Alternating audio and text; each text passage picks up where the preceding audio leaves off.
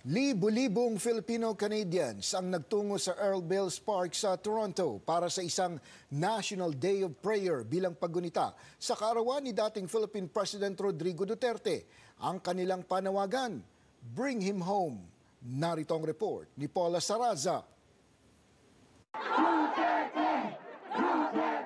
Mapauwi sa Pilipinas, yan ang birthday wish ng mga Filipino-Canadians na taga-suporta ni dating Pangulong Rodrigo Duterte na nakadetine ngayon sa The Hague. Bakit hindi natin dapat pauwi ng Pangulo?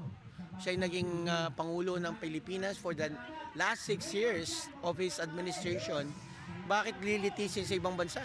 Sa ika-80 kaarawan ni Duterte, isang prayer rally ang inalay ng libo-libong mga Pilipino sa Earl Bales Park sa Toronto. Diin nila, hindi raw makatarungan at makatao ang pagdakip at pag-aresto ng mga otoridad kay Duterte na nahaharap sa kasong crimes against humanity, kaugnay ng mga extrajudicial killings na naganap sa ilalim ng kanyang pamumuno noon sa Davao bilang alkalde at bilang dating pangulo ng bansa. Para sa mga supporters, good governance daw ang naranasan sa Pilipinas noong nasa pwesto ang Duterte administration. After nung umalis siya ng presidente ngayon, it's a total opposite ang nangyari sa ating bansa. A massive corruption and mga masasamang elemento sa society ay bumalik. Matatandaan natin na ang sabi ni Pangulong Duterte ay wala siyang bilib kay Kristo kasi nagpapako siya sa krus.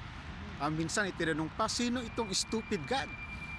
Pero eto sila ngayon mananawagan ng prayer rally. One may wonder, kanino sila magdadasal?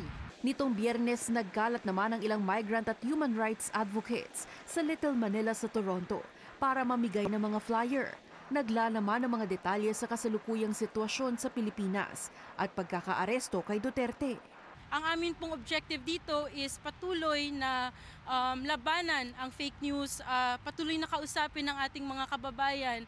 Ano ba sa tingin nila ang nangyayari at ano bang magagawa natin bilang nasa overseas. Bukod sa Toronto, ilan pang mga pagtitipon ang inorganisa ng mga Duterte supporters sa Canada. I will have community meetings and participation in the initiative of Filipino communities all over Canada, and this is a very strong indication that all over the world, not only in the country, the global Filipino power is rising up to the bankruptcy of leadership in the Philippines, and this is a sign of times that there will be a growing mass movement. Pero kamakailan lamang sa Montreal, binawi ng Catholic Archdiocese ng syudad na gawing venue ang isang simbahan para sa planong pro-Duterte gathering matapos magsumite ng sulat ang International Coalition for Human Rights in the Philippines o ICHRP Quebec Chapter.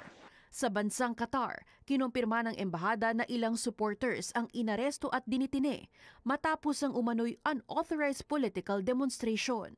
Everyone has the right to express themselves. So kaso lang, dapat piliin kung saan ang venue na kung express nila themselves.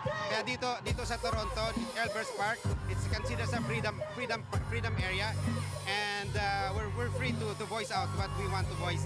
Ayon sa grupo, ilan pang protesta ang pinaplano na nila para sa patuloy na pagtutulak na mapauwi sa Pilipinas ang dating Pangulo.